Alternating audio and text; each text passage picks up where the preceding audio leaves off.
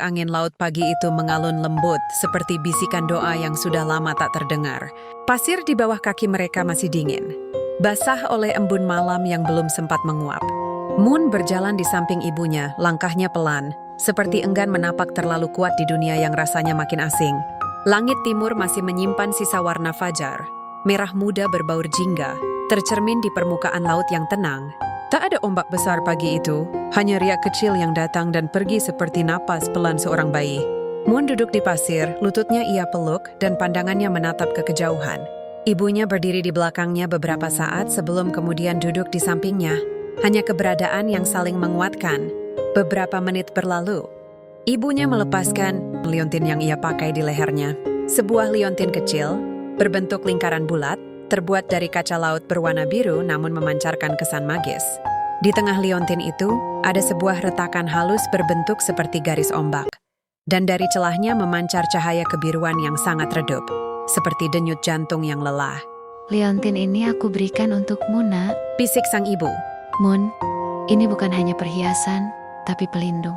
Moon tak tahu apa maksudnya, namun ia yakin ibunya memberikannya bukan tanpa sebab.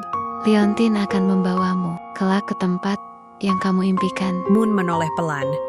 Mata ibunya berkabut tapi tidak menangis. Semalam, ibu bermimpi. Dalam mimpi itu, aku melihat laut seperti ini, tapi tidak biru, hitam. Dan ada bayangan dari dasar laut yang memanggil namamu, Moon. Aku takut, tapi juga merasa bahwa sudah waktunya aku memberikan ini kepadamu. Ia mengalungkan liontin itu ke leher Moon. Liontin itu terasa dingin di kulitnya. Tapi begitu menyentuh dadanya, ada sensasi hangat yang menyebar perlahan, seperti disentuh sinar matahari yang lembut. Kalau suatu hari kamu merasa dunia ini terlalu berat, kalau kamu benar-benar merasa sendirian, pejamkan mata dan biarkan hatimu bicara. Liontin ini akan menjagamu. Moon menggenggam liontin itu erat. Tak ada kata balasan, tapi matanya berbicara banyak. Ia menyandarkan kepala ke bahu ibunya. Untuk pertama kalinya dalam beberapa minggu terakhir, ia merasa sedikit tenang. Setelah pulang rumah mereka kembali sunyi, tak ada suara televisi, tak ada suara cangkir di dapur. Hanya derit pintu kayu saat dibuka dan aroma dinding lembab yang tak pernah benar-benar hilang. Di meja ruang tamu, selembar kertas tergeletak dalam posisi mencolok. Moon langsung melihatnya. Tulisan tangannya tebal, kasar, dan penuh bekas sobekan. Pergi nggak bilang-bilang? Apa kalian pikir? Ini rumah kalian! Moon menunduk. Ibunya hanya menghela napas. Matanya sekilas tertuju ke arah kamar tidur yang tertutup rapat. Cepat bersiap, kamu harus ke sekolah, katanya singkat. Moon ingin bertanya apakah semuanya akan baik-baik saja, tapi ia tahu tidak ada gunanya. Ia hanya mengangguk pelan, masuk ke kamar, mengganti pakaian, lalu berangkat ke sekolah tanpa sarapan, tanpa senyum, tanpa kata-kata.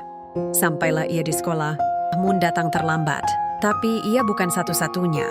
Ada 5 anak lain yang juga baru memasuki gerbang saat bel berbunyi. Namun hanya satu nama yang dipanggil dengan nada tajam. Moon, ke depan! Guru itu, seorang pria paruh baya dengan wajah kaku dan suara menusuk, menatapnya seolah menatap tikus yang masuk ke perpustakaan. Kau datang terlambat, Moon. Kau pikir sekolah? Cuma buat main-main bisa seenaknya saja. Moon ingin menjawab, tapi hanya menunduk. Jangan pura-pura tidak tahu terlambat itu pelanggaran. Dan pelanggaran harus dihukum nanti. Setelah kelas terakhir, kau kelilingi lapangan basket 10 putaran. Beberapa anak tertawa kecil. Seorang bahkan berbisik pelan. Pasti baunya bikin jam. Pelajaran. Molor. Guru itu mendengar tapi tidak menegur. Ia malah menatap Moon lebih tajam. Atau kamu mau dihukum sekarang juga di depan teman-temanmu? Moon hanya menggeleng. Ia kembali ke bangku dengan napas tercekik. Tidak ada seorang pun yang membelanya hari itu. Akin adalah satu-satunya yang peduli. Entah kenapa hari itu tidak masuk sekolah. Setelah jam pelajaran terakhir selesai, Moon menjalani hukumannya di lapangan sekolah. Langit mulai gelap. Lapangan basket berada tepat di tengah sekolah yang berbentuk seperti kotak terbuka. Di sekelilingnya berdiri kelas-kelas 2 lantai dengan jendela menghadap ke lapangan. Setiap jendela adalah mata, setiap mata adalah penonton. Moon mulai berjalan.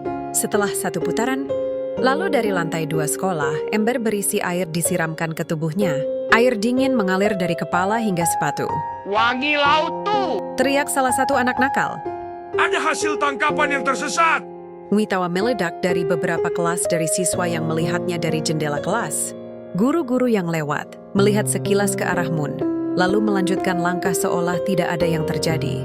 Itu sebanding dengan ulahmu sendiri karena mengganggu kenyamanan murid lain dengan baumu. Gumam salah satu guru.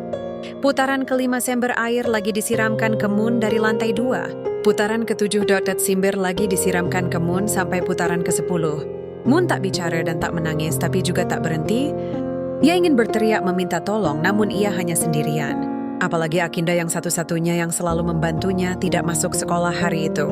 Napasnya pendek, tapi ia terus berjalan. Ia tidak mau berhenti berlari memutari lapangan karena kalau berhenti, ia tahu hukumannya akan bertambah berat.